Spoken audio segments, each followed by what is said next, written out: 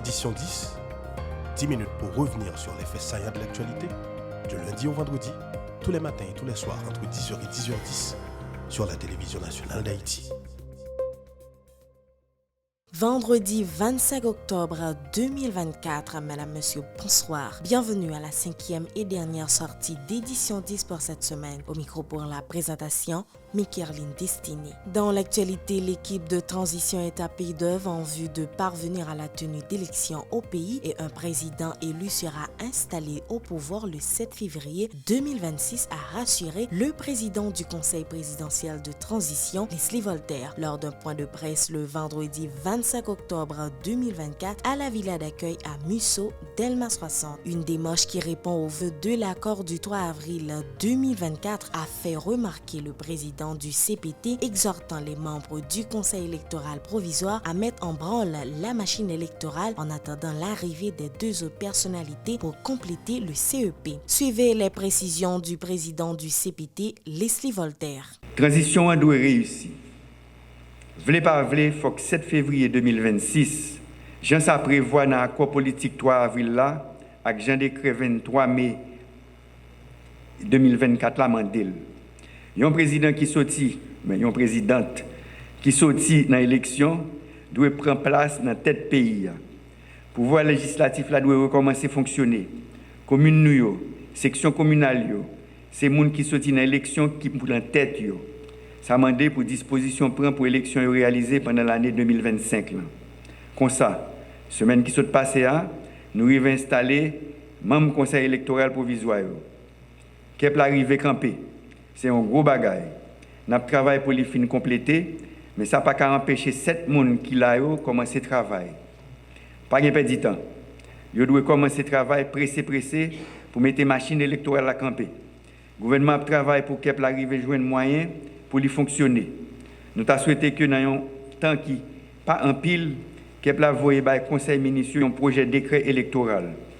Dans le Conseil présidentiel de transition, nous travaillons tout pour lancer la conférence nationale là, pendant le comité pilotage là, avancé avec réforme constitution. Par ailleurs, le président du CPT, Leslie Voltaire, a indiqué que des efforts ont été déployés par les agents de l'ordre en vue de rétablir la sécurité dans le pays. Il a confirmé avoir adressé une correspondance au secrétaire général des Nations Unies afin de transformer la mission multinationale de soutien à la sécurité en une mission de paix sous les auspices de l'ONU. En outre, l'architecte Leslie Voltaire a déclaré que des démarches sont en cours en vue d'augmenter l'effectif des forces armées d'Haïti qui ont apporté une contribution non négligeable à la lutte contre l'insécurité. Suivez. Dans le moment où nous parlons, nous ne sommes pas satisfaits. La police doit avoir un bon résultat. Il faut que nous suspendions le courir qui était caillou. C'est pour les citoyennes et citoyens tourner circuler dans le pays sans problème. Pour nous arriver dans le résultat nous besoin, il faut que personne dans l'État ne cherche à politiser la force police là. Comme la police là, doit travailler en principe avec professionnalisme. Nous travaillons pour force là de renforcer plus. C'est comme ça que je informé le pays. Je fais que soit écrit secrétaire général des Nations Unies pour demander au Conseil de sécurité à changer mission appui à la sécurité. La mission maintient la paix. C'est une façon pour force l'audio qui joindre plus bon support pour côté amis nous dans la communauté internationale. État d'urgence qui était déclaré jour qui était 8 mai, il est toujours qu'un B. Si la situation est demandée pour les renforcer, nous ne pouvons pas hésiter à faire ça. Nous travaillons tout pour mettre camper le Conseil national de sécurité Jean 3 avril l'a demandé ça. Pour ça qui concerne l'armée d'Haïti, c'est un gros pilier dans le système de sécurité pays. Soldats de l'armée, coup de main dans quoi paix et sécurité qui aujourd'hui c'est plus gros malheur pays. Mais l'armée a besoin pour le grandir toujours. Comme ça, le conseil présidentiel là, tu arrivé mettre un autre général dans tête de l'armée. Nous avons tout profité de faire un passé dans l'état-major. Pour renforcer plus. L'objectif là, c'est pendant la période de transition, permettre un total de 2500 jeunes, filles et jeunes garçons, viennent ajouter sur l'effectif de l'armée. Ça m'a demandé pour nous faire des dépenses dans l'infrastructure tant que caserne, tant que centre de formation.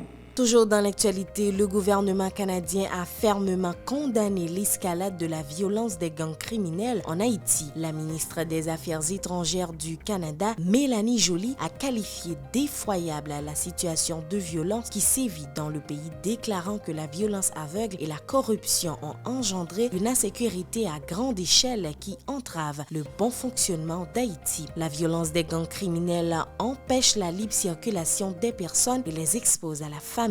Elle vise clairement à saper la transition, a fustigé la chancelière Mélanie Joly, dénonçant les objectifs politiques poursuivis par les gangsters. Elle souligne que l'avenir du pays repose sur la restauration de la sécurité, l'amélioration de la situation socio-économique et l'organisation d'élections pour renouveler le personnel politique. Ces objectifs ne peuvent pas être atteints à cause des agissements des gangs armés qui ont pris le pays en otage, se désole la diplomate qui appelle au soutien crucial de la communauté internationale à la police nationale et à la mission multinationale pour intensifier la lutte contre l'insécurité et éviter d'autres atrocités des gangs criminels à l'encontre des membres de la population. Elle a réitéré le soutien du Canada au pouvoir de transition, soulignant que le gouvernement canadien demeure engagé à contribuer à une réponse coordonnée à la crise haïtienne.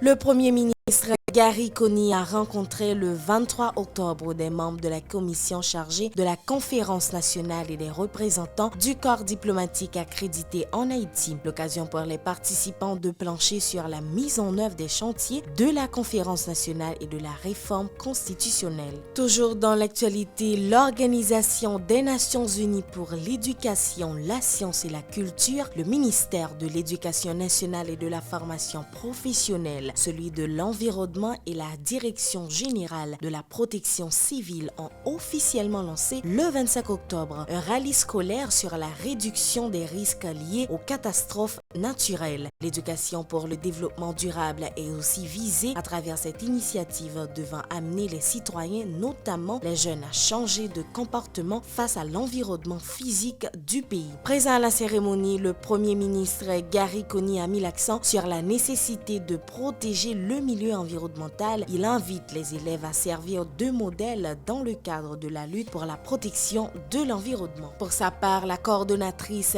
résidente de l'ONU en Haïti, Ulrika Richardson, a insisté sur l'importance de mobiliser les élèves et les leaders communautaires pour parvenir à de telles fins. Luiner Jean-Louis et Fleury Jean nous présentent un extrait. Votre génération a le pouvoir de transformer notre pays pour qu'il soit plus résilient face aux catastrophes et plus respectueux de son environnement.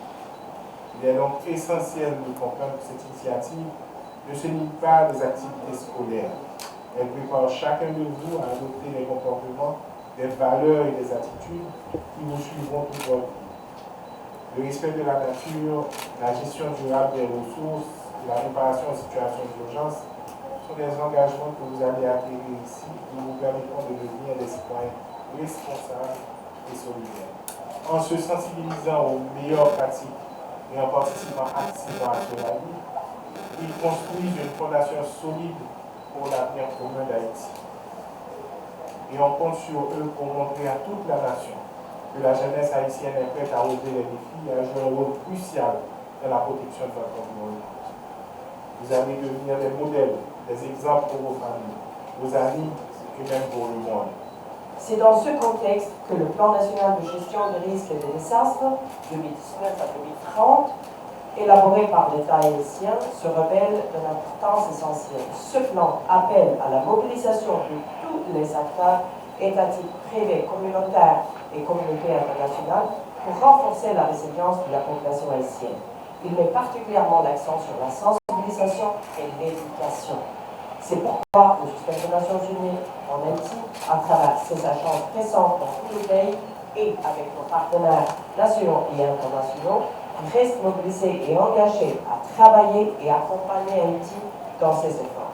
Le Premier ministre Gary Coney a participé le 24 octobre à Pétionville au sommet de la quinzaine de la diplomatie déroulé autour du thème Haïti face à la mondialisation. Dr Coney a profité de l'occasion pour faire un plaidoyer en faveur du renforcement des rapports multilatéraux d'Haïti, indiquant que cela permettra de mieux soigner l'image du pays, reconstruire l'identité nationale et de faire face à la mondialisation. Il convient de préciser que le sommet de la quinzaine de la diplomatie est un espace de discussion entre des professionnels de la diplomatie en vue de contribuer à la formation des jeunes dans ce domaine et améliorer les rapports entre Haïti et les autres pays. La mise en place de réseaux constitués de professionnels de la diplomatie s'inscrit aussi parmi les buts poursuivis par les organisateurs. Le sommet de la quinzaine de la diplomatie est une initiative du Centre d'études politiques et diplomatiques, une institution de service public œuvrant notamment dans le domaine de la formation diplomatique. Pour finir, la deuxième édition de débat sur les droits humains baptisée Place aux jeunes s'est poursuivie le 25 octobre 2024 à Pétionville. Les droits des enfants face à la crise, la sécurité alimentaire dans la crise actuelle, le droit à un environnement sain en Haïti, telles ont été les thématiques abordées lors de cette activité. Une initiative de la primature du Comité interministériel des droits humains, du Haut Commissariat des Nations Unies aux droits humains, de la section des droits humains, du BINU et du regroupement national des étudiants haïtiens. L'objectif est d'agiter le débat sur un ensemble de thèmes relatifs à la vie nationale. Les jeunes y sont invités à engager des discussions sur des sujets d'intérêt national, à aborder des questions liées aux droits humains et à proposer des pistes de solutions aux problèmes rencontrés au niveau des différents secteurs du pays. Pour le secrétaire général de la primature, Camille Junior-Edouard, qui représentait le Premier ministre Gary Coney à cette activité, les jeunes pourront ainsi mieux intégrer les espaces de réflexion et de décision du pays. De son côté, la représentante de la section des droits humains du BINU, Yojin Son, a plaidé en faveur du respect des droits humains en vue de faciliter le retour à la stabilité en Haïti. Suivez un extrait recueilli par Marie-Dieudonne Heurteloup et Bernard Marseille.